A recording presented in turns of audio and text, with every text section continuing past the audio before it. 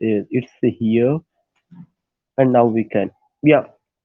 So what I want to say, what I want to tell you, ki when we go about this class, then remember that there are certain things. Whenever you talk about forms of drama, then why forms of drama is significant. Forms of drama क्यों important है, या forms of drama पे हम बात क्यों करना चाहते हैं, forms of drama से हमें क्या फायदा है. These are very important things, and what type of questions are asked.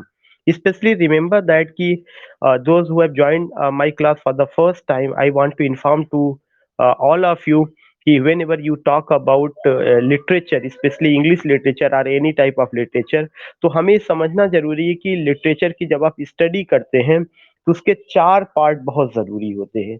एक पार्ट में उसका पूरा हिस्ट्री होता है जिसको हम हिस्ट्री ऑफ इंग्लिश लिटरेचर कहते हैं. दूसरे पार्ट में जो है आपका फॉर्म्स होता है, लिटरेरी फॉर्म्स होते हैं. लिटरेरी फॉर्म्स में फॉर्म्स ऑफ प्रोज होता है, फॉर्म्स ऑफ ड्रामा होता है, फॉर्म्स ऑफ नॉवेल होता है, फॉर्म्स ऑफ पोइट्री होता है. ये चार फॉर्म इंपॉर्टेंट होते हैं. Again I would like to tell you कि कौन कौन से फॉर्म होते हैं. Forms of drama, forms of poetry, forms of prose, and forms of the novel. तो ये उसका फॉर्म्स होता है. Then I would like to tell you कि except it you come to know some other things that's very important. And what are those things की literary terms बहुत important होता है. आज हमसे लोगों ने पूछा कि लिटरेरी टर्म क्या है, लिटरेरी टर्म का स्टडी कैसे किया जाए. तो लिटरेरी टर्म एक मेरी नज़र में अपने में काफ़ी बड़ी चीज़ हो जाती है. And it's not easy to understand. There is a very hands good book, a very beautiful book, and I recommend, always I recommend that book, that is A Glossary of Literary Terms by M.H. Abrams. A Glossary of Literary Terms by M.H. Abrams. But remember that कि वो किताब थोड़ा सा language कठिन है, वो काफी compact है, इनडायरेक्ट वे में उस चीज को कहा गया है. तो it's not easy to understand if you study it individually. But my lecture, and if you attend the lecture of any other person, it will be very helpful to all of you if you go with my lecture. Whenever I after forms of literature, I will come on literary term, forms of literature के बाद मैं इस class में literary terms पर ही आऊँगा.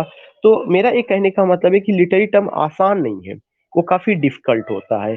जैसे उसमें जो शुरू होता है वो ए से लेके ज़ेड तक चलता है. ए से ए में एब्सर्डिज़्म क्या है, एब्सर्डिज़्म के बाद एक्ट क्या है, सीन क्या है, एज़ोनेंस क्या है, कॉन्सोनेंस क्या है, एलिट्रेशन क्या है, एस्थेटिसिज़्म क्या है. ये मैंने केवल ए का नाम गिनाना शुरू किया, ऐसे ना जाने कितने. तो सवाल ये उठता है कि क्या आपको पूरा पढ़ना चाहिए? No, not at all. आपको पूरा पढ़ने की कोई ज़रूरत नहीं है. आपको पूरा पढ़ने की कोई ज़रूरत नहीं है.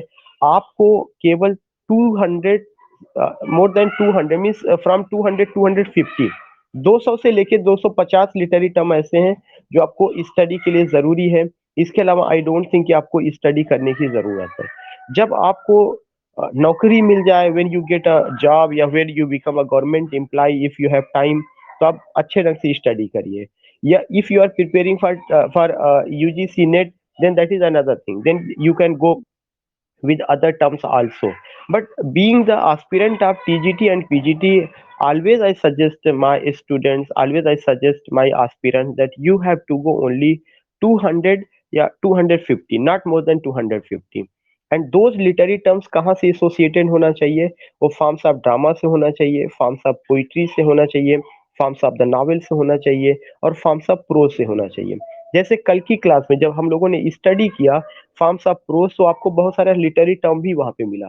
जैसे एसाई क्या है, एसे क्या है, फॉर्मल एसे क्या है, इनफॉर्मल एसे क्या है, बायोग्राफी क्या है, ऑटोबायोग्राफी क्या है, हेजियोग्राफी क्या है, डायरी क्या है. तो ये टर्म का भी हिस्सा है और ये फॉर्म्स ऑफ प्रोज का भी हिस्सा है. ऐसे ही whenever you talk about drama, जैसे आज की क्लास में मैं आऊंगा तो ड्रामा पे मैं बात करूंगा कि ड्रामा क्या है, एलिमेंट्स ऑफ ड्रामा क्या है, ट्रेजिडी क्या है, कॉमेडी क्या है. Then you will come to know about, then you will come to know about जो ड्रामा की हिस्ट्री है वो कहाँ से शुरू होती है. जैसे कल मैंने आपको पूरा हिस्ट्री उसका बताया था. प्रोज का हिस्ट्री कहाँ से शुरू होता है, फ्रांस से लेकर के फिर आप कहाँ पे आते हैं मॉडर्न एज में टी एस एलियट तक मैंने आपको बताया. You will come to know this point. But the important thing is what कि एक एक चीज अगर आप ड्रामा में आज पढ़ेंगे तो ड्रामा में आप केवल फॉर्म्स ऑफ ड्रामा ही नहीं स्टडी करने जा रहे, but you are going to study. there are some words that are highly significant that I think each and every person must know. There is no alternative, no choice, you have to go with those words. Antagonist क्या है, protagonist क्या है, act क्या है, scene क्या है, इसके अलावा एक्सपोजिशन क्या है, you will come to know कि क्लोजेट ड्रामा क्या है, क्लोजेट ड्रामा के अलावा मिरेकल प्ले क्या है, मिस्ट्री प्ले क्या है, मोरलिटी प्ले क्या है, प्लॉट किसको कहते हैं, एथॉस क्या है, हेमार्सिया क्या है, ट्रेजिक्ला क्या है, ह्यूब्रिस क्या है, और आपका पिटी एंड फियर क्या है, यूरिपिडिस क्या है, you will come to know these words. अगर आप इन सब चीजों का स्टडी कर लेते हैं तो रियली बिलीव इन मी कि इसका मतलब आपका लिटरेरी टर्म तैयार हो रहा है। You don't need to attend any extra class for literary terms. मैं आपको अलग से कुछ चीजें बताऊंगा, लेकिन if you go with forms of drama, it means that you are in position to understand the whole nature of literary term which will be asked. You will come to know कि 2005 का जो TGT का paper हुआ था, मुझे आज भी याद है कि 2005 के टीजीटी के पेपर में देयर वाज अ क्वेश्चन कि व्हाट इज एक्ट। मैं अपने सारे क्लास में इसका एग्जांपल देता हूँ। वो दिमाग में इतना ज्यादा आया हुआ कि लोगों ने उसको गलत कर दिया था। एक्ट का उसमें ऑप्शन दिया था कि chapter of drama, lesson of drama, division of drama. फिर एक और ऑप्शन दिया था कि division of action into the play. ध्यान में रखिएगा कि एक्ट को उन्होंने कहा कि यह चैप्टर ऑफ ड्रामा है, लेसन ऑफ ड्रामा है, division of action into the play. एक ऑप्शन ये भी था। लोगों ने सोचा कि जो है एक्ट का मतलब जैसे और चीजों का चैप्टराइजेशन होता है वैसे ड्रामा का भी चैप्टराइजेशन है। सवाल ये उठता है कि क्या ड्रामा में कभी आपने ये पाया कि lesson number 1, lesson number 2, lesson number 3, जब आप कभी उसमें लेसन पाते नहीं, then why do you believe कि एक्ट का मतलब जो है कि that is the division of means what that is the chapterisation of drama. You don't find the chapterisation of drama, but you will come to know कि जो drama में जो एक्ट है, एक्ट क्या है, it's the division of action into the play. वह division of action है। ऐसे बहुत सारे टर्म हैं जो आपको आज की क्लास में समझने को मिलेगा, आज की क्लास में आपको सीखने को मिलेगा। You will come to know so many things की बहुत सारा क्वेश्चन पूछा गया था। इंटरल्यूड क्या है, जैसे एक लिटरेरी टर्म का ही हिस्सा है। इंटरल्यूड क्या है, that is related to drama. अभी हाल ही में 2013, 2011, 2016 वाले पेपर में when you turn the pages, when you go with with the questions, last year questions, you will come to know कि ये सारी चीजें वहां पे पूछी गई है। आज की क्लास में मैं एक्सप्लेन करूंगा, लेकिन मैं आज की क्लास में ये भी बता देना चाहता हूँ कि आपको फोबिया नहीं तैयार करना। जैसे बहुत सारे मेरे पास आजकल कॉल आ रहे हैं सर कि फेब में एग्जामिनेशन होगा या मार्च में होगा, तो आप व्हाई डू यू थिंक कि फेब में होगा या मार्च में होगा? हम कह रहे हैं what ever the time you have, आपने अपने आप को कितना तैयार किया है? पहले क्या आपने अपने आप को नहीं तैयार किया? पहले क्या आप ऐसे ही बैठे थे, सो रहे थे? आपकी तैयारी है। You need only to polish, you need only to refine. आपको केवल पॉलिश्ड होने की ज़रूरत है, रिफाइंड होने की ज़रूरत है। आप क्यों इतना अपने में फ़ोबिया लाते हैं, इतना डर क्यों पैदा करते हैं कि फेम में हो जाएगा तो ऐसा लगता है कि जैसे आपको काला पानी की सज़ा दे दी जाएगी। पहली बात तो होने नहीं जा रहा है।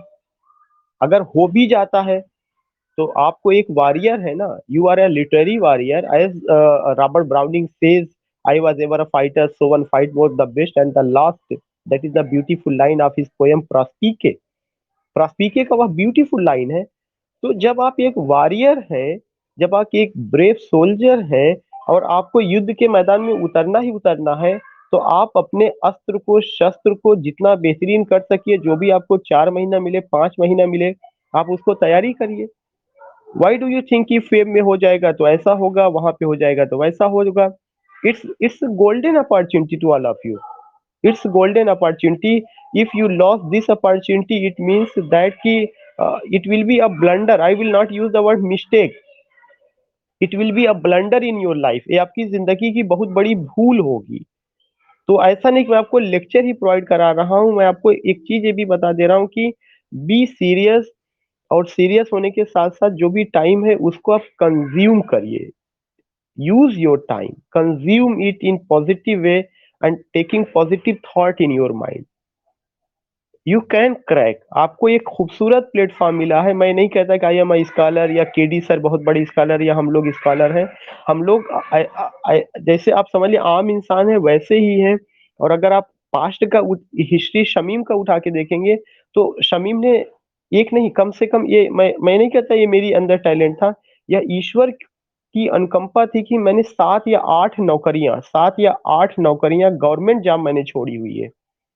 लोग ये कहते हैं कि sir I didn't get even a single job, but believe in me कि I have just left more than 8 government job, वो भी 4 महीने डिग्री कॉलेज में छोड़ा है। यूपी का कोई ऐसा कमीशन नहीं है जिसको मैंने क्रैक नहीं किया है, कोई भी, not a single commission you can say. Bihar लोक सेवा आयोग को मैंने क्रैक किया, यूपी का UP public service commission GIC भी क्रैक किया, गवर्नमेंट डिग्री कॉलेज भी क्रैक किया, यूपी एचईएससी किया, माध्यमिक शिक्षा सेवा चयन बोर्ड क्रैक किया, not a single commission in UP. तो जो मेरा एक्सपीरियंस है वो यही कहता है कि अगर आप सीरियस हैं, अगर आप पॉजिटिव वे में सोचते हैं और आप ये कहते हैं तो आई थिंक कि मुझे नहीं लगता कि you can't do, you can do. एक स्पिरिट तो जगाइए, स्पिरिट पैदा तो करिए। Why do you think, why do you call कि अगर ऐसा होगा तो ऐसा हो जाएगा। Be a brave soldier, always ready to fight, always ready to fight, and whatever you have, whatever the weapon you have, whatever the weapon you have, uh, use those weapon. I'm not saying ki you are the scholar, you are ultimately what student aspirant, so surely and certainly you have what type of weapon, you have book, you have pen, you have mind, you are the rational creature of God. Rationality lies in your blood, rationality lies in your DNA, आपके blood में rationality, आपके DNA में rationality है। Be positive. इंसान आज से नहीं, इंसान दुनिया की हर चीजों पे रूल किया है और वही रूल किया है जो पॉजिटिव है। तो आप ये समझने की कोशिश करिए कि व्हाट आई वांट टू से, और मैं ऐसा क्यों कह रहा हूँ कि आप कर सकते हैं। आपके अंदर स्पिरिट है करने की। अगर स्पिरिट ना होती तो 6:40 पे क्लास करने का ये जो जज्बा आपका है, ये बता रहा है कि आपके अंदर स्पिरिट है। तो उस स्पिरिट को आप समझने की कोशिश करिए। मैं 2-4 मिनट आपको थोड़ा-सा मोटिवेशनल बातें कर रहा हूँ, ये मेरा लेक्चर नहीं है। मैं लेक्चर जब करूँगा तो मैं दूसरे टाइम उसको रिकॉर्ड करूँगा। मैं इस क्लास में आपको केवल ये बताना चाहता हूँ कि जो मेरे पास सुबह से शाम तक बहुत सारे कॉल आ रहे हैं कि how can I do, what can I do, I like your class, you teach very well. वो सब चीज़ें ठीक है अपनी जगह कि मैं अच्छा पढ़ा रहा हूँ, बुरा पढ़ा रहा हूँ, आपको असेस करना है, वो चीज़ें अपनी जगह है। लेकिन जब मुझसे ये लोग कहते हैं कि 4 महीना है, 5 महीना है, 4 मंथ्स, 5 मंथ्स बहुत है। क्या आप इसके पहले सो रहे थे? बीए में आपने कुछ पढ़ा नहीं, शेक्सपियर को आपने देखा नहीं था? ये नहीं पता शेक्सपियर कब पैदा हुए थे?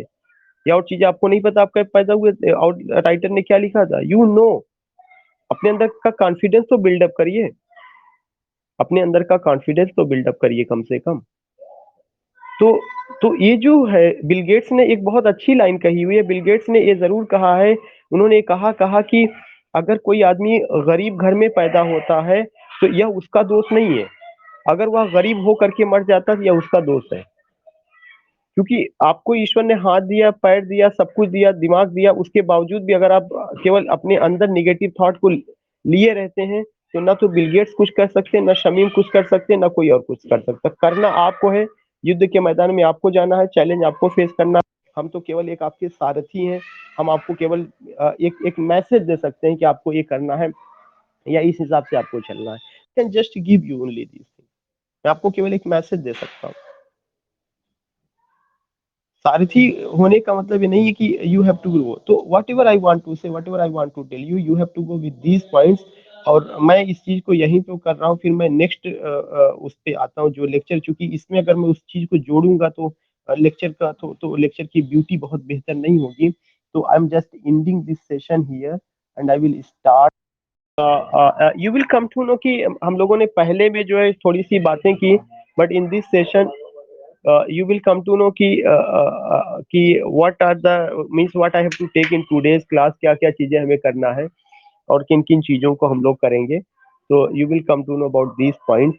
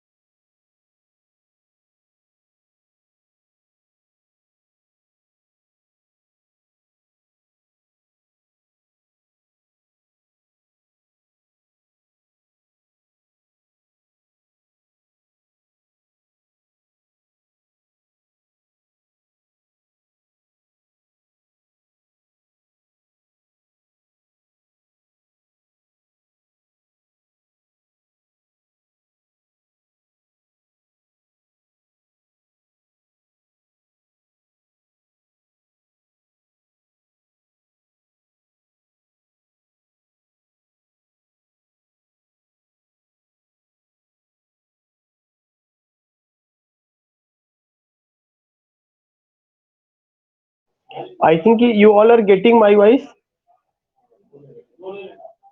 Hello.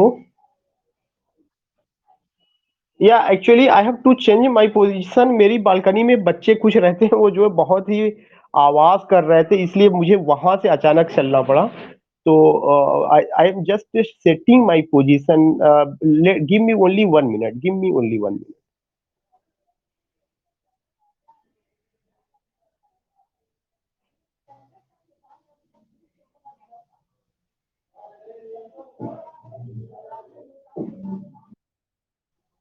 Now we are going to record this session, and you will come to know ki that there are some points which I want to tell you, and I think ki that I am visible as well as audible properly.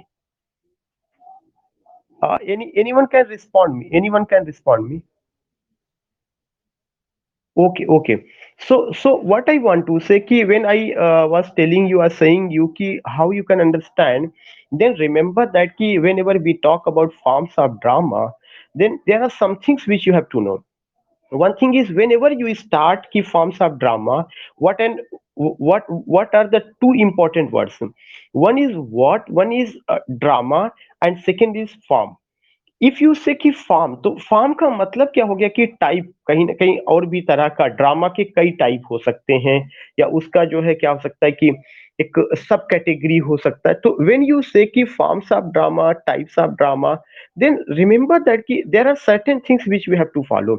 And what are those things कि what is drama?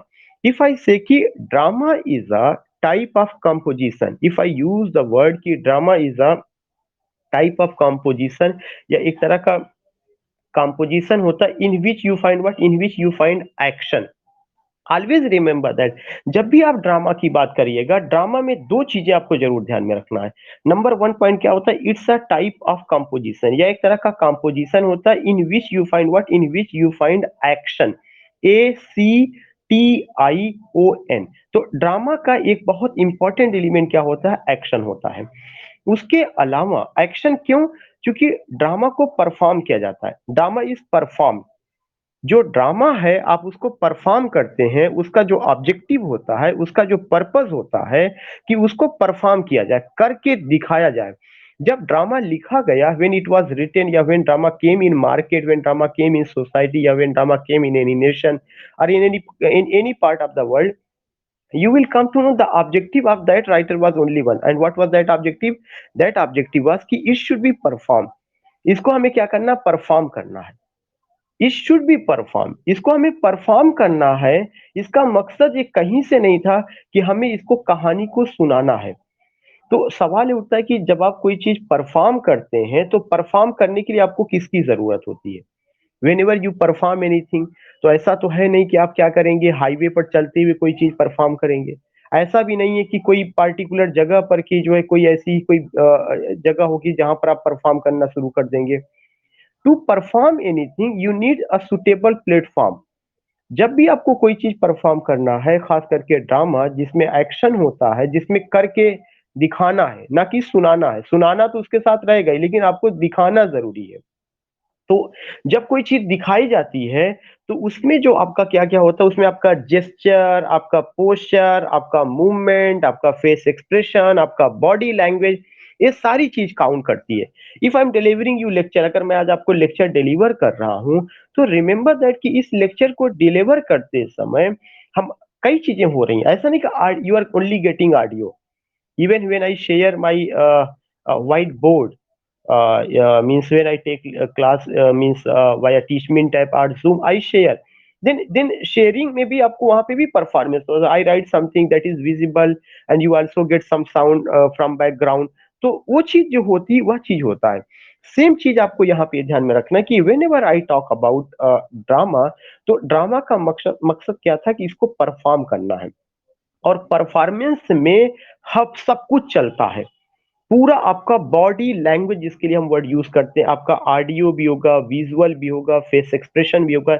Even if you are mum, if you are silent, even if you are unable to speak even a single word, if you come, if you come on stage and only stand, तब भी कुछ ना कुछ चीजें वहां से निकलेंगी। It will give you some signal. आपके फेस का जो एक्सप्रेशन, आपका एंग्री होना या आपका कुछ और होना, it will gives you some signal. So remember that जब भी हम इस चीज की बात करते हैं तो उसको परफॉर्मेंस के लिए क्या क्या चीजें जरूरी हैं। जब आप किसी चीज को परफॉर्म करते हैं तो उस परफॉर्मेंस के लिए कुछ आपको तैयारी करनी पड़ती है। ऐसे ही ड्रामा के परफॉर्मेंस के लिए उसके कुछ एलिमेंट बनाए गए हैं, और वो जो एलिमेंट है उसको 7 हिस्सों में बांटा गया है। कितने हिस्सों में बांटा गया? It has been divided into 7 parts. Drama को जब भी आपको परफॉर्म करना है तो आपको 7 चीजों की जरूरत पड़ती है। You need 7 things. और इस 7 चीजों में आपको 3 क्वेश्चन मिलेगा।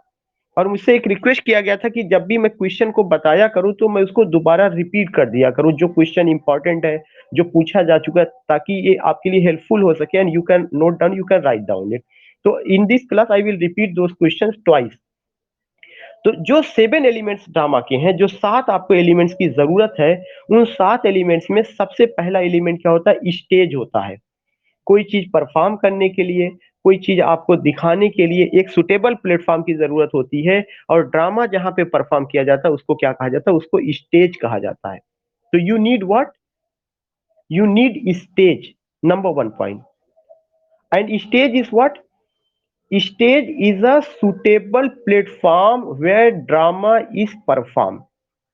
A very simple definition of stage is कि stage is a suitable platform, यह एक ऐसा प्लेटफॉर्म होता है where drama is performed, जहां पे ड्रामा को परफॉर्म किया जाता है।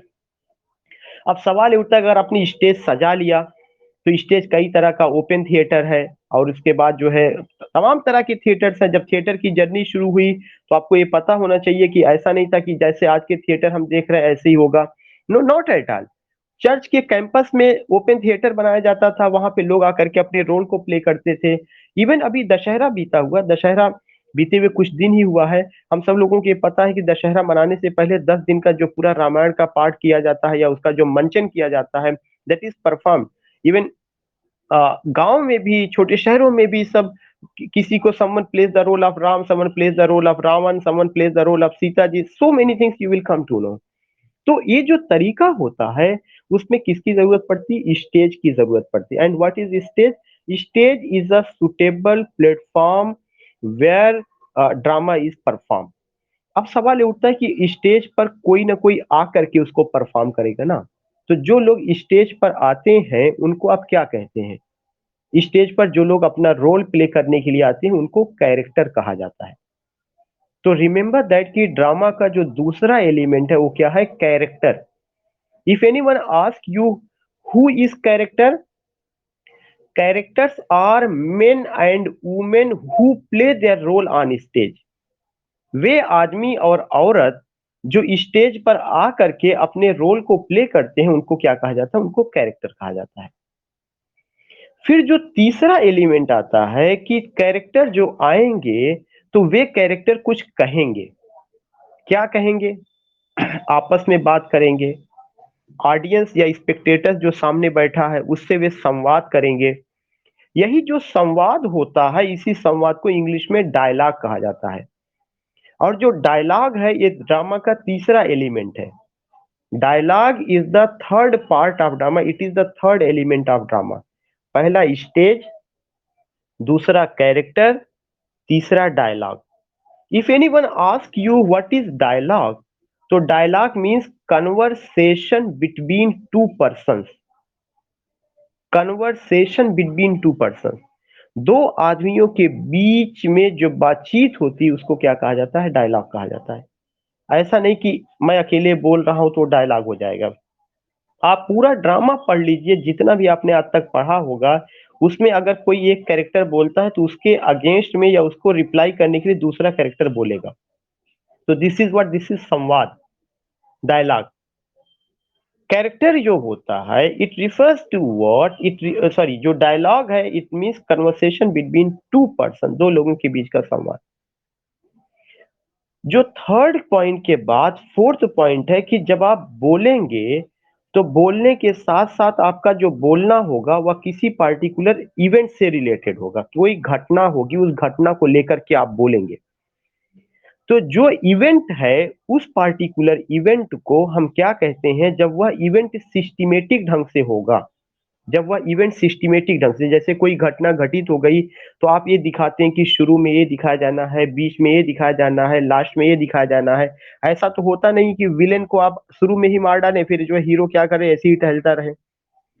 एक जर्नी होती है ना कि पहले हीरो का एंट्री होगा या विलेन का एंट्री होगा, विलेन कुछ गलत करेगा, फिर उसके बाद हीरो उसको आकर के क्या करेगा, डिफेंड करेगा या उसको रिएक्ट करेगा।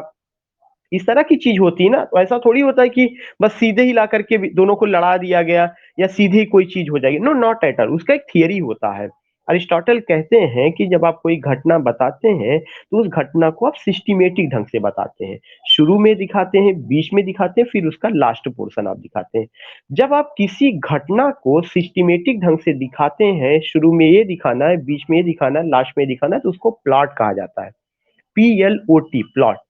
प्लॉट का मतलब होता है systematic organisation of events. In a very simple language, plot means systematic organisation of events. किसी भी घटना को सिस्टमेटिक ढंग से प्रेजेंट करना, वही चीज क्या कहा जाता है, वही चीज प्लॉट कहा जाता है। It has a beginning, middle और एंड। अब इससे रिलेटेड एक क्वेश्चन पूछा गया जो बहुत सिंपल है, सबको पता है, लेकिन फिर भी मैं उसको रिपीट कर दे रहा हूं कि इसका इससे रिलेटेड क्वेश्चन ये पूछा गया कि हु सेड कि plot is the soul of tragedy. किसने कहा है कि जो प्लॉट है वह ट्रेजिडी की आत्मा है? तो remember that Aristotle said plot is the soul of tragedy. Aristotle ने कहा है कि जो प्लॉट है वह ट्रेजिडी की आत्मा है। So these are the points जो आपको ध्यान में रखना है। प्लॉट क्या है? Plot is the systematic organisation of events. It has beginning, middle and end. तो इसका मतलब कि ड्रामा में कोई घटना होगी, उस घटना को सिस्टमेटिक ढंग से दिखाया जाना है। जब घटना सिस्टमेटिक ढंग से नहीं दिखाई जाती तब आप उसको क्या कहते हैं? स्टोरी कहते हैं। तो एक डिफरेंस ये पता होना चाहिए कि what is the difference between story and plot. Story में भी घटना है, प्लॉट में भी घटना है, लेकिन प्लॉट में जो घटना है वह सिस्टमेटिक है, स्टोरी में जो घटना वह अनसिस्टमेटिक है। अनसिस्टमेटिक, कभी बीच से बात कर दी गई, कभी लास्ट वाला पोर्शन कर दिया गया, कभी शुरू वाला कर दिया गया, तो इस चीज को क्या कहा जाता है? स्टोरी कहा जाता है। घटना दोनों जगह पर है, वहां पर भी है, यहां पर भी है, लेकिन दोनों घटनाओं में डिफरेंस है। ऑलरेडी आई टोल्ड यू, दोनों में क्या है? डिफरेंस है। नेक्स्ट पॉइंट जो आपको इसके बाद समझना है, वो क्या चीज समझना है? दैट इज कि आपने स्टोरी जान लिया, प्लॉट जान लिया, then what is then action. Next जो उसका वर्ड होगा दैट इज एक्शन, ACTION। यह जो एक्शन है that is the next element of drama. और एक्शन का क्या मतलब होता है? द वर्ड एक्शन जो है, it refers to ultimately there is a event but that event will be played, that event will be perform. जब आप किसी भी घटना को परफॉर्म करते हैं, परफॉर्म करके दिखाते हैं, स्टेज पर उसको स्टेज किया जाता है, तब वह घटना एक्शन में तब्दील हो जाती है। वरना वो घटना तो कहानी में भी होगी, कहानी में परफॉर्म नहीं किया जाता, कहानी में सुनाया जाता है। दादा दादी जो है बच्चों को जब कहानियां सुनाते हैं तो ऐसा नहीं होता है कि दादा दादी क्या करते हैं कि वो बिल्कुल जो है वहां पे परफॉर्म करने लगते हैं। You will come to know, even आप हम सारे लोगों की जनरेशन जो रही है या उसके पहले की जनरेशन जो रही है, उनको ये अपॉर्चुनिटी मिली हुई है। But now the coming generation, they don't get this opportunity because they are not living with their dada and dadi. They don't know कि how the story is told by dada and dadi. तो एक एक point ये रहा कि you will come to know कि ऐसा चीज रहा। तो स्टोरी को जब तक आप जो है उसमें केवल नरेशन होता है, उसमें एक्शन नहीं होता। जैसे ही इवेंट एक्शन में तब्दील होता है, वह तुरंत का तुरंत दूसरा फिगर, दूसरा रूप ले लेता है। तो एक्शन एक पॉइंट है। एक्शन का मतलब परफॉर्मेंस, परफॉर्म किया गया। किसको परफॉर्म किया गया? इवेंट को परफॉर्म किया गया। कहां पर परफॉर्म किया गया? स्टेज पर परफॉर्म किया गया। किसके द्वारा परफॉर्म किया गया? कैरेक्टर्स के द्वारा परफॉर्म किया गया। कैरेक्टर्स के द्वारा जब परफॉर्म किया गया तो कैरेक्टर ने क्या बोला? कैरेक्टर ने जो है डायलॉग बोला। सारी चीजें आपकी आ गई। अब सवाल ये उठता है कि अगर आप कोई चीज परफॉर्म करेंगे तो किसी के सामने करेंगे। ऐसा तो है नहीं कि आप जंगल में जाकर के परफॉर्म करना शुरू कर देंगे, वहीं पे अकेले आप अपना परफॉर्म खुद ही करेंगे, खुद ही देखेंगे, खुद ही ताली बजाएंगे। No, not at all. आपको परफॉर्म करने के लिए you need audience, you need spectators. जब आप उसको स्पेक्टेटर्स के सामने परफॉर्म करते हैं, तो जो स्पेक्टेटर्स है, जिसको आप दर्शक कहते हैं, वो दर्शक क्या करता है? वह एग्जामिनर का काम करता है। And those spectators they assess you, they evaluate you, they accredit you. वे आपका मूल्यांकन करते हैं। जब वे आपका मूल्यांकन करते हैं तब आप कहते हैं ओ yes, yes, there is a 3 rating star, 4 rating star, 5 rating star. Even I myself is going to be evaluated by you. You will evaluate me. You always evaluate me. तो दिस इज, मतलब ये कितना important चीज है जो हमें समझने की कोशिश करना है कि अगर मैंने सीधे आपको शेक्सपियर पढ़ा दिया, हैमलेट पढ़ा दिया, मैकबेथ पढ़ा दिया, even you don't know elements of drama, you don't know what is drama, तो इतना तो हम सारे लोगों को वाकिफ होना चाहिए ना कि जिस चीज के बारे में हम बात कर रहे हैं, जो एलिमेंट्स ऑफ ड्रामा वो क्या है, उससे तो हमें वाकिफ होना चाहिए। नेक्स्ट पॉइंट जो आपको समझना है, जब आप ड्रामा को समझ गए कि इसके इतने इतने एलिमेंट्स हैं, जो 7 एलिमेंट्स हैं जिसको मैंने आपके सामने डिस्कस किया, तो इसके बाद एक बहुत इंपॉर्टेंट पॉइंट होता है, that is what, that is tension. एक एलिमेंट होता है वो आपका क्या कहा जाता है, उसको टेंशन कहा जाता है। तो वो जो टेंशन होता है that is very, that is highly significant, कि उस टेंशन में वी कम टू नो कि दो लोगों के बीच में कुछ ना कुछ लड़ाई झगड़ा होगा, और वह जो दो लोगों के बीच में, और वह जो दो लोग होंगे, वह दो लोग कौन होंगे, गुड और बैड। एक जो पार्टी होती है अच्छी होती है, एक जो पार्टी होती है वह बुरी होती है। तो गुड और बैड के बीच में जो क्लैश होता है, उस क्लैश के बीच में जो अ, हमेशा टेंशन, आप देखिए लोग पूछते हैं कि आप इतना टेंशनाइज्ड क्यों हो रहा है, क्यों क्लैश, मतलब क्यों टेंशन तभी होता है जब आपके फेवर में कोई चीज नहीं होती है, या आपको कोई चीज अच्छी नहीं, आप चाहते हैं ये ऐसा हो लेकिन वो वैसा नहीं हो पाता है, तो कोई ना कोई एनिमी होता है, आपका शत्रु होता है, चाहे वह शत्रु विचारों के रूप में हो, पर्सन के रूप में हो, घटना के रूप में हो, जो आपके अनुकूल नहीं होता, वहीं से आपको टेंशन शुरू हो जाती है। लेकिन ड्रामा में यह जो टेंशन होगा वह कॉन्फ्लिक्ट के रूप में होगा। वहां पे टेंशन तो होगा लेकिन वह कॉन्फ्लिक्ट होगा। कॉन्फ्लिक्ट का मतलब संघर्ष, और किसके बीच संघर्ष होगा, संघर्ष या conflict between good and bad. अगर हीरो जो है गुड का सिंबल है और विलेन अगर बैड का सिंबल है, तो एक सिचुएशन ऐसी होगी जहां आके दोनों टकराएं। आप बता दीजिए इंडियन मूवी में कोई ऐसी मूवी बता दीजिए अगर उसमें हीरो और विलेन ना हो तो टकराहट ना हुई हो। You will come to know, होगी वहां पे टकराहट।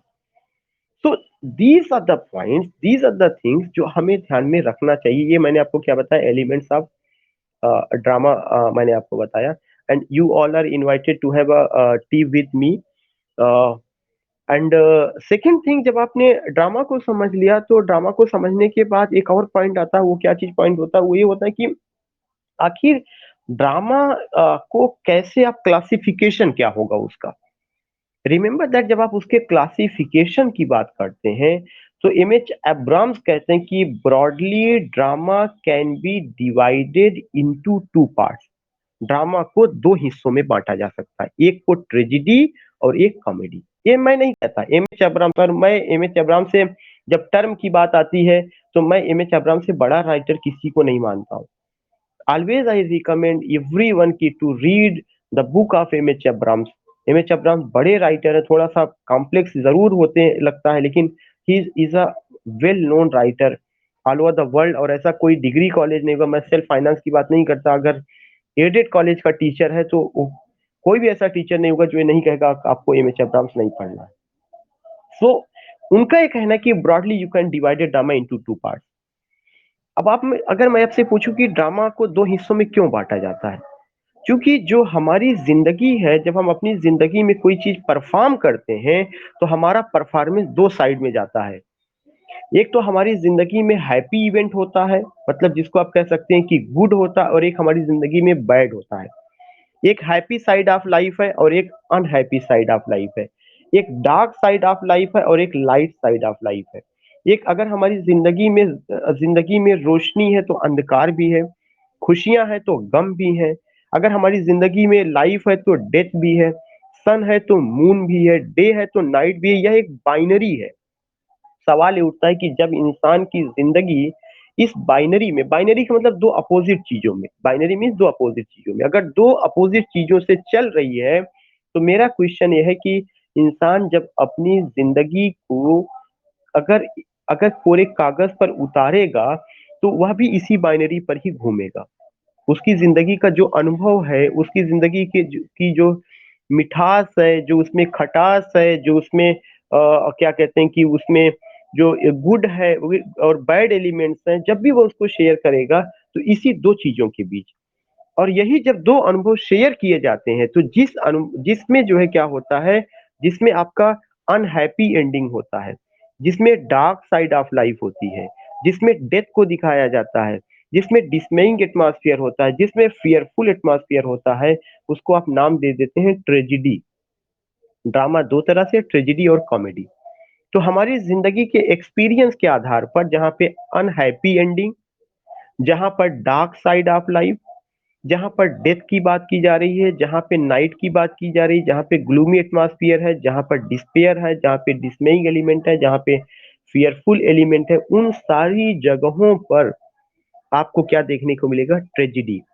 तो आप ट्रेजिडी से रिलेटेड 3 पॉइंट नोट कर लीजिए, और लोगों को मैं मॉर्निंग वाली क्लास में बताया हुआ हूँ, लेकिन इस क्लास में भी मैं लिखवा देना चाहता हूँ कि जो ट्रेजिडी है, ट्रेजिडी में what you find, dark side of life. Remember that, dark side of life, DARK। तो you find what, you find dark side of life.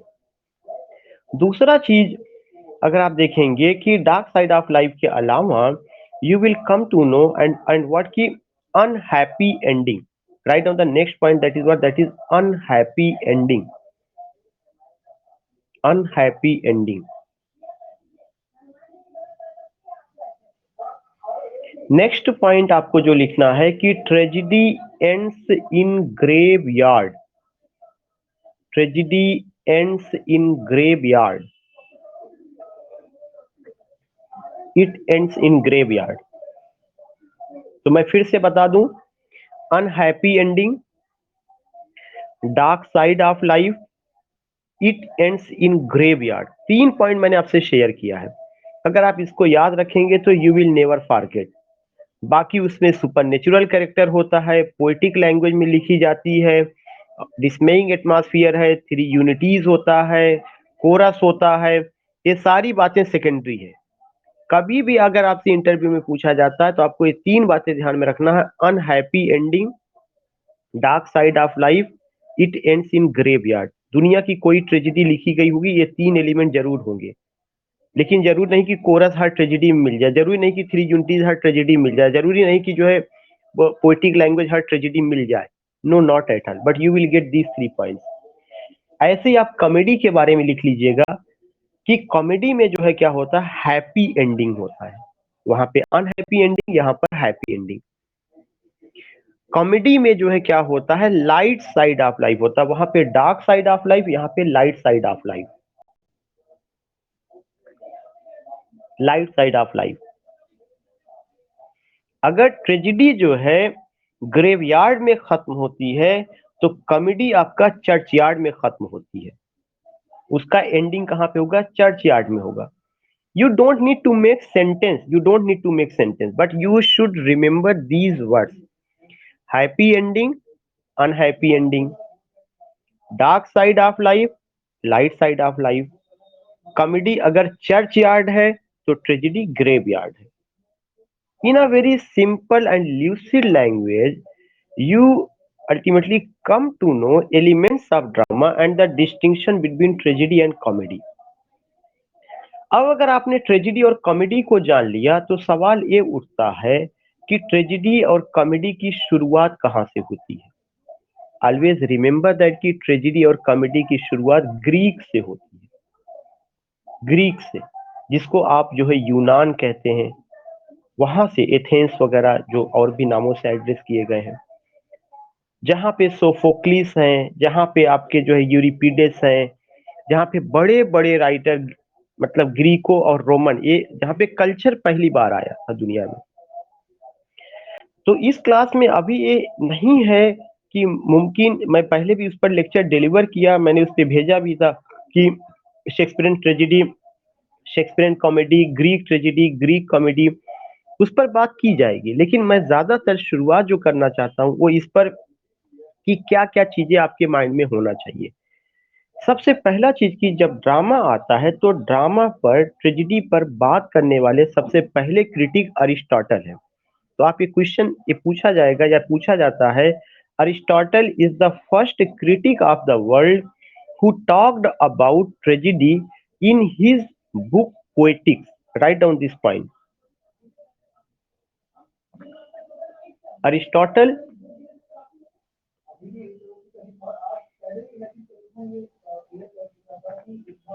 is the first critic of the world who expressed his views on tragedy, who expressed his views on tragedy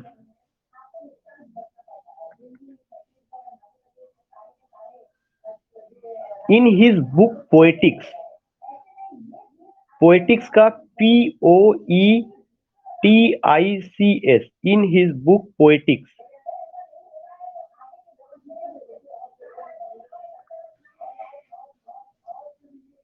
अब सवाल ये उठता है कि Aristotle ने poetics में क्या क्या बताया है ट्रेजिडी को लेकर के. ड्रामा को जो लेकर उन्होंने बताया वो मैंने आपसे क्लियर कर दिया. ट्रेजिडी को लेकर के उन्होंने क्या क्या बताया. पहली बात तो उन्होंने बताया प्लॉट के बारे में. आप केवल लिखते चलिए, वो सब आपको क्लियर है कि प्लॉट के बारे में मैंने आपको बता दिया. उन्होंने प्लॉट के बारे में बताया. उन्होंने थ्री यूनिटीज के बारे में बताया. Already you have heard, you know it very well, you don't need to repeat it again and again. Three unities का मतलब टाइम, प्लेस एंड एक्शन. और इस थ्री यूनिटीज में एक क्वेश्चन पूछा जाता है कि इन थ्री यूनिटीज में सबसे ज्यादा इंपॉर्टेंट यूनिटी कौन सी है.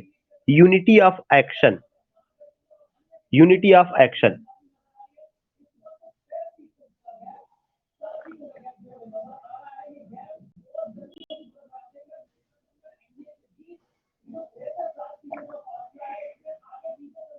Unity of action.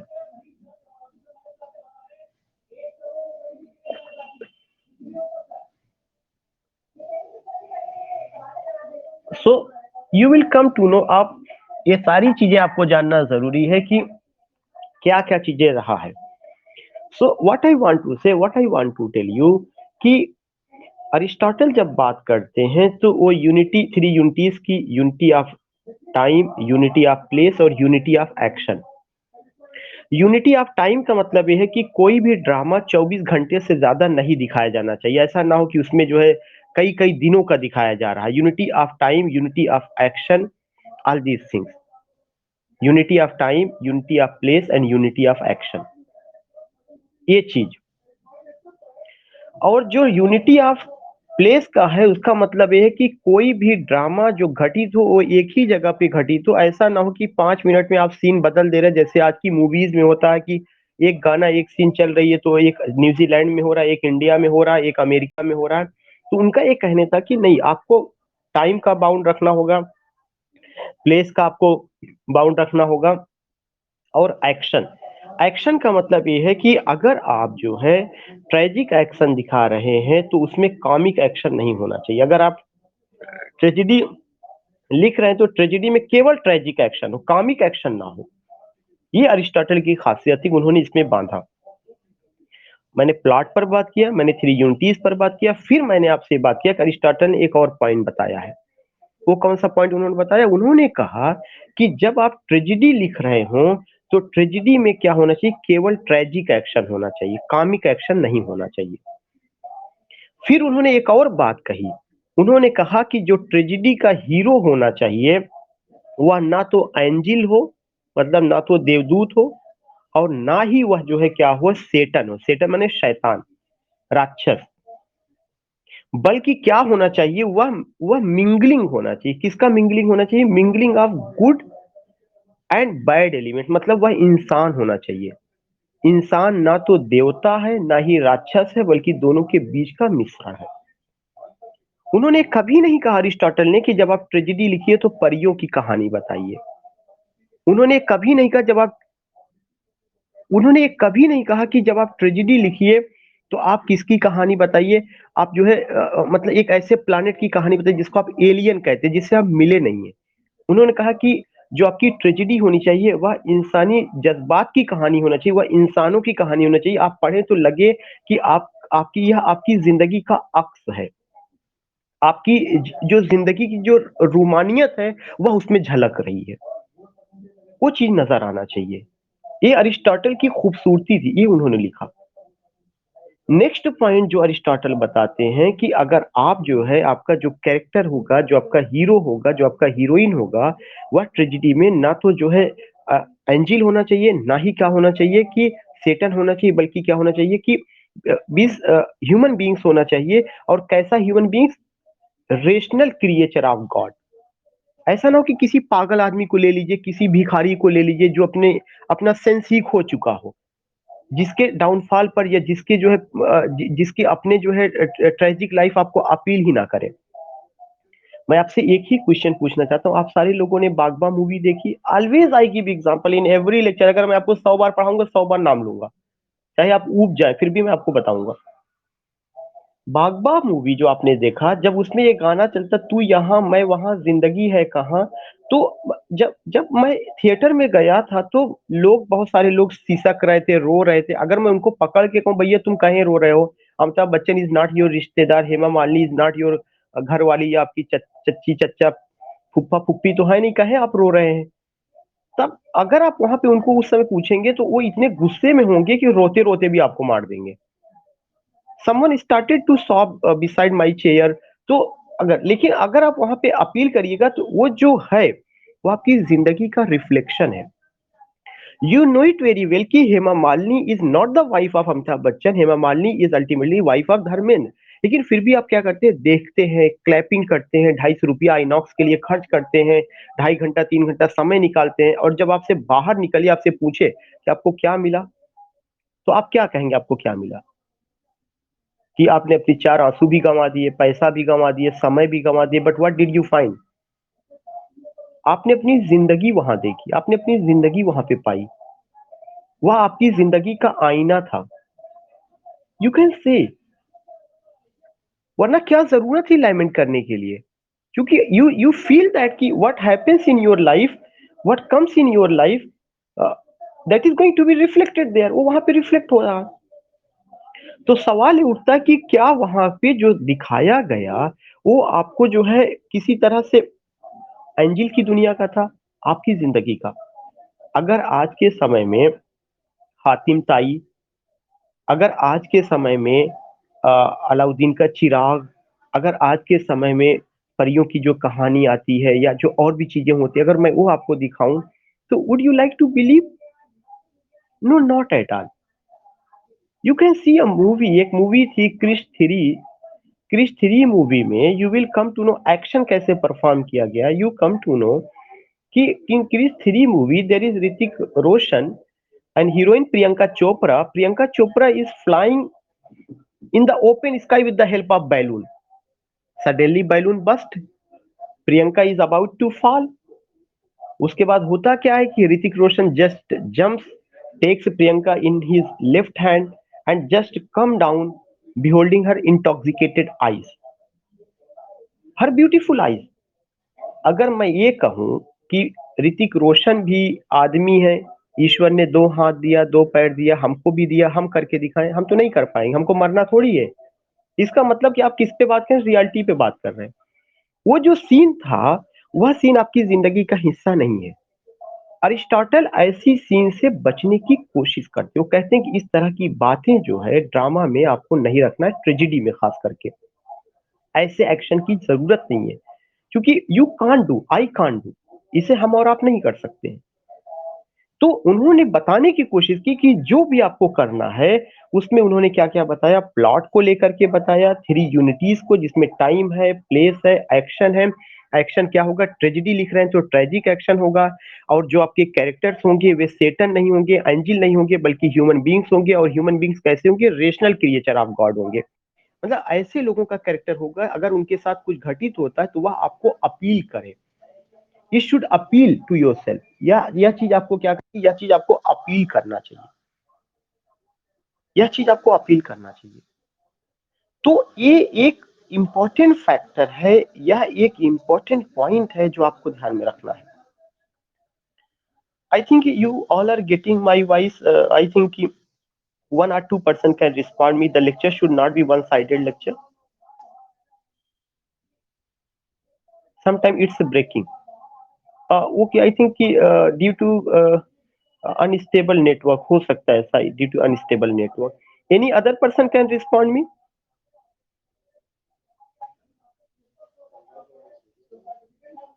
अच्छा, okay okay. So I was telling you कि you can get these things कि आप कैसे उसको कर रहे हैं।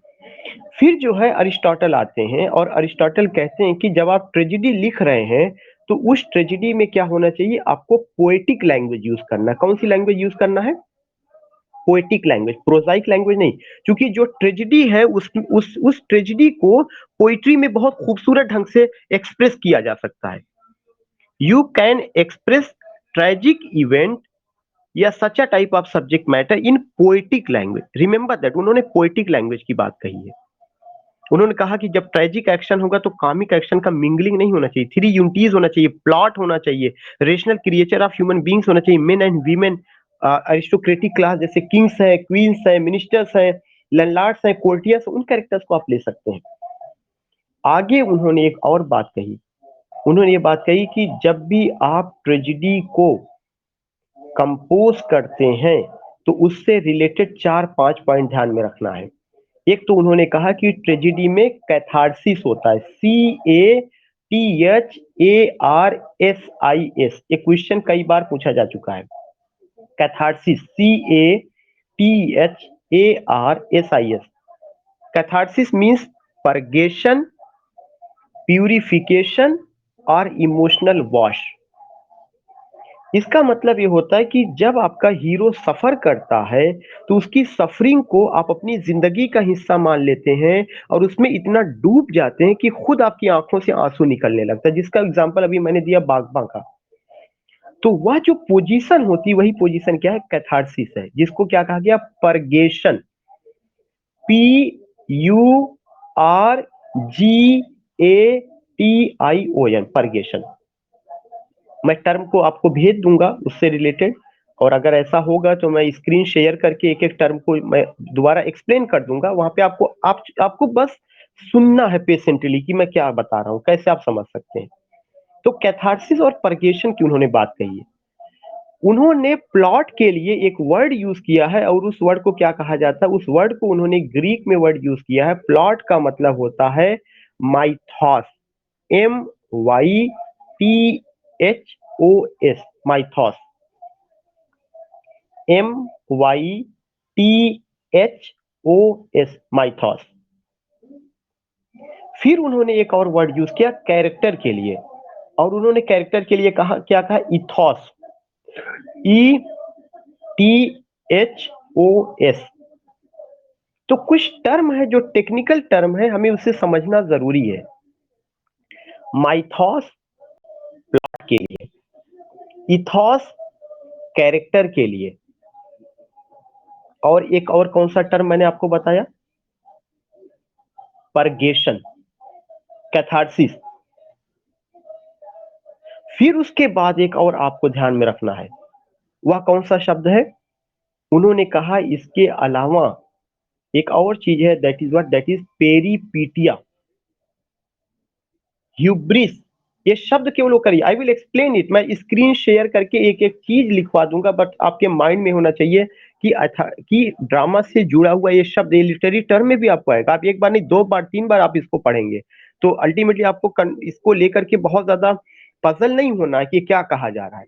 उन्होंने ह्यूब्रिस वर्ड यूज किया है, पेरिपीटिया वर्ड यूज किया है, उन्होंने पीटी और फियर वर्ड यूज किया हुआ है, और कुछ शब्द मैंने आपको एक्सप्लेन कर दिया। क्योंकि ये शब्द ऐसे हैं, जब तक शेयर नहीं करेंगे तो आप you will not be in position to understand. फिर उसके बाद जो है जब आप चलते हैं तो वो जो आपको बताया गया, तो उन्होंने ये भी कहा कि जब आप ड्रामा लिखते हैं तो कोरस होना चाहिए। कोरस के लिए मैंने बताया था कि कोरस जो होता है, ग्रुप ऑफ सिंगर पहले होते थे जो चर्च में होते थे। This they sang song in the admiration of God and goddess, God और गॉडेस के उसमें वे उसको क्या करते थे, गाते थे। बाद में उनको कहाँ पे यूज किया गया, ड्रामा में यूज किया गया। जब उनका यूज ड्रामा में हुआ तो उन्होंने क्या किया, उन्होंने जैसे आजकल के एंकर हैं जो एंकरिंग का काम करते हैं, जस्ट लाइक कोरस, वे कोरस जैसे हैं। एंकर क्या करता है, दर्शक को और कैरेक्टर को जोड़ने का काम करता है। In the same way chorus bridges the spectator and the character. You can note down, chorus bridges, bridges माने जोड़ना, BRIDGES, chorus bridges the spectators and actors, actors को और उसको जोड़ने का वह काम करता है। That's highly significant. इसके अलावा एक और पॉइंट आपको ध्यान में रखना है। वह कौन सा पॉइंट ध्यान में रखना है? वो ये पॉइंट है कि जब कोरस का यूज वहां पे किया गया तो कोरस जोड़ता है, कैसे जोड़ता है? Chorus tells about character and chorus also tells the subject matter of drama to whom to spectator. जो दर्शक बैठे रहते हैं वह बताता है कि इस ड्रामा में ये कहानी है और इस ड्रामा में ये कैरेक्टर है, वह इंट्रोड्यूस कराता है। कोरस है क्या? ग्रुप ऑफ सिंगर होते हैं जो कैरॉल सॉन्ग करते थे, समूह में गाते थे, चर्च में रहते थे, गॉड और गॉडेस की वंदना करते थे, उनकी सर्विस करते थे, या वहां पे वो अपनी सर्विस देते थे। इसके अलावा और क्या चीज इंपॉर्टेंट है जो ड्रामा से जुड़ा हुआ है या जो ड्रामा में होना चाहिए? वो चीजें आपको पूरा एलिमेंट की उन्होंने क्या कहा, कैसे चीजें रही हैं, all these things you come to know. दूसरा चीज जो उन्होंने ये बात बताई हुई है कि जब भी आप बात करिए तो उसमें सबसे इंपॉर्टेंट चीज ह्यूमन नेचर होना चाहिए, साइकी। एक कैरेक्टर अंदर से क्या सोच रहा है, एक कैरेक्टर अंदर से क्या महसूस कर रहा है, वह चीज बाहर आना चाहिए। तो ह्यूमन साइकी, ह्यूमन नेचर, इसके बारे में वहां पे बताना है। और ह्यूमन साइकी, ह्यूमन नेचर ऐसा हो कि वह सबको लगे, वह चीज एहसास हो कि या कुछ बातें हो रही हैं। तो there should be human psyche, there should be human nature, all this thing there should be. Next point I want to tell you कि ये तो मैंने आपको बताया जहां से ड्रामा उत्पन्न हुआ, ड्रामा क्या है। ड्रामा दो तरह से होता है, ट्रेजिडी है, कॉमेडी है। फिर मैंने आपको बताया कि अरिस्टोटल क्या कहते हैं। अरिस्टोटल पहले क्रिटिक हैं जो ड्रामा पे बात करते हैं, ट्रेजिडी पे बात करते हैं। उन्होंने बताया कि ट्रेजिडी के क्या क्या एलिमेंट है, प्लॉट है, कैरेक्टर है, all these things, purgation, purification, emotional वास, ऑल दीज थिंग्स, यूब्रिस है, इथॉस है, माइथॉस है, वो सारी चीजें। लेकिन जब आप ड्रामा इंग्लैंड में आता है तो इंग्लैंड में ड्रामा की शुरुआत जो होती है वह एंग्लो नॉर्मन पीरियड से होती है। लेकिन उस तरह का ड्रामा नहीं होता जो किताबों की शक्ल में था, नो नॉट एट ऑल। अगर कभी भी क्वेश्चन आता है कि ड्रामा की शुरुआत इंग्लैंड में किस एज में होती है तो एंग्लो नॉर्मन पीरियड। और एंग्लो नॉर्मन पीरियड का जो डेट है वो 1066 से लेके 1350 तक है। What is the date? The date is 1066 to 1350। 1066 से लेकर 1350। मैं 4 या 5 मिनट आपका और लूंगा। और उसमें जो ड्रामा आया हुआ है उसमें जो है 4 तरह का ड्रामा आया हुआ है। यहाँ से 2 क्वेश्चन पूछा जा चुका है टीजीटी पीजीटी में। पहला जो ड्रामा आया था वह मिरेकल प्ले था। Miracle, MIRACLE, miracle play. Miracle play का मतलब होता है कि based on the life of cents. जो प्ले सेंट्स की जिंदगी को लेकर के परफॉर्म किया गया उसको मिरेकल प्ले। जैसे कबीर दास जी की अपने यहाँ इंडिया में बात करें, जो साधु ऋषि महाराज वगैरह, जो ऋषि मुनि वगैरह थे, उनकी जिंदगी को। ऐसे ही क्रिश्चियंस कम्युनिटी में सेंट अगस्टीन है, सेंट कैथरीन है, सेंट जॉन है, सो मेनी सेंट्स, उनकी लाइफ को लेकर के जो प्ले परफॉर्म किया गया, दिखाया गया, उसको क्या कहा गया? Miracle play. Again I would like to spell MIRACLE, miracle play. दूसरा जो प्ले आता है वह था आपका mystery play. MYSTERY, mystery play. यह जो मिस्ट्री प्ले था यह जो है किसकी जिंदगी पर आधारित था? जीसस क्रिस्ट की जिंदगी पर। जीसस क्रिस्ट को सेंटर में रख करके उनकी लाइफ के हिस्से को जब परफॉर्म किया गया तो वो जो ड्रामा निकल करके आया उसको क्या कहा गया? उसको मिस्ट्री प्ले कहा गया। दोनों में अंतर आप ध्यान में रखिएगा, मिरेकल प्ले सेंट्स की जिंदगी, mystery play Jesus Christ. Next जो प्ले आता है उसका नाम था मोरालिटी प्ले। MORALITY, जो मोरालिटी प्ले था वह एक ऐसा प्ले था जिसमें आम आदमी जो बहुत धार्मिक होता था, कॉमन मैन जो बहुत धार्मिक होता था, जिसके अंदर जो है परहेजगारी कहा जाता है कि जो बहुत ज्यादा ईमानदार हो, सत्य हो, कर्तव्यनिष्ठ हो, जस्ट लाइक अगर आप गांधी जी की बात करिए, मतलब वो सेंट तो नहीं थे लेकिन हम सेंट कह सकते हैं, या इस तरह के ऐसे बहुत सारे लोग, उनकी जिंदगी को लेकर के जो ड्रामा लिखा गया उसको मोरालिटी प्ले कहा जाता है। और यहीं से क्वेश्चन बना हुआ है। क्वेश्चन क्या बना हुआ है? मोरालिटी प्ले का पहला एग्जाम्पल, मोरालिटी प्ले का पहला एग्जाम्पल एवरी मैन। अगर मेरी आवाज ना जा रही हो तो मैं दोबारा बोल रहा हूं, every man, EVRYMAN, every man. Every man is an example of morality play. यह मोरालिटी प्ले का एग्जाम्पल है। इस इसके अलावा जो है अगर आप देखेंगे और क्या क्या चीजें आती हैं, और जो जो चीजें उसमें थी उनमें से एक पॉइंट ये रखा गया कि एक और क्वेश्चन पूछा गया, इंटरल्यूड क्या है? इंटरल्यूड को कॉमिक रिलीफ कहा जाता है। Interlude means comic relief. You will come to know कि इंटरल्यूड का मतलब क्या है, कॉमिक रिलीफ है। And this comic relief is very important. जब जो है इंटरल्यूड एक लैटिन वर्ड है और उस लैटिन वर्ड का मतलब होता है बिटवीन द प्ले। जब कोई ट्रेजेडी चलती थी तो उस ट्रेजेडी में बीच में कॉमिक सीन डाल दिया जाता था, वही उतना कॉमिक सीन क्या था, इंटरल्यूड था। जैसे मैकबेथ में इंटरल्यूड कहां पर है? मैकबेथ में इंटरल्यूड आपका पोर्टर सीन में है। और अगर जो है आपको ध्यान में होगा कि एक और जगह पर है, मैंने सुबह में हैमलेट पढ़ाया था, हैमलेट में इंटरल्यूड कहां पर है? ग्रेव डिगर सीन में है। जहां पर भी कॉमिक एलिमेंट आएगा ट्रेजेडी में, वह हिस्सा क्या हो जाएगा? वह हिस्सा interlude. So in today's class, what did I tell? In today's class, I just told you about drama, elements of drama, types of drama, tragedy and comedy. Aristotle की क्या राय है उस पर, प्लॉट क्या है, स्टोरी क्या है, इवेंट क्या है, माइथॉस क्या है, इथॉस क्या है, कैरेक्टर क्या है, परगेशन क्या है, हाइमार्सिया क्या है। All these things I just told you. उसके बाद मैंने आपको बताया कि ब्रिटेन में जब ड्रामा आता है तो वह कैसे आप उसको पाते हैं। So in today's class, I told you these points, these events. I just want to know the feedback कि how did you find this session? क्योंकि एक लंबा है, मुझे एक और क्लास इस पे लेना पड़ेगा फॉर्म्स ऑफ ड्रामा पे। We can't complete within a day, कल और करके हम लोग फॉर्म्स ऑफ ड्रामा को कंप्लीट करेंगे।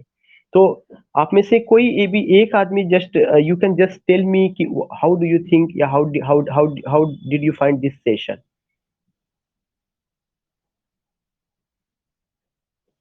या ओके, एंड आई थिंक कि there was some networking issue हो सकता है रहा। Yeah, yeah, okay. And there is RP Palji from Hardoi. Just I want to know, are you getting my voice? RP Palji, are you getting my voice? There is Rajesh from Mumbai. Rajesh, are you getting my voice? Rajesh, you can unmute. There is a mic. You have to touch your mic. You will be unmuted. Then you can respond me. Yeah, Nikhat. Nikhat, are you getting my voice? Okay, doesn't matter. I'm ending this session. We will meet tomorrow in morning. कल हम सुबह में होंगे 8 बजे, और हम लोग Hamlet पर और ओथेलो पर बात करेंगे। हैमलेट की लाइन पर बात करेंगे और ओथेलो पर बात करेंगे। और शाम के समय हम 6:40 पे दोबारा होंगे, और हम किस पर बात करेंगे? ड्रामा के जो टाइप्स हैं जो अभी बचा हुआ है, जिसमें बहुत सारी चीजें हैं। आपका क्लोजेट ड्रामा, मॉडर्न ट्रेजेडी, सो मेनी थिंग्स, हम उस पर बात करेंगे। तो again my best wishes. And आप लोग जो है be brave, be brave, you can do, ये स्पिरिट अपने अंदर जगाइए कि यू कैन डू। थैंक्स।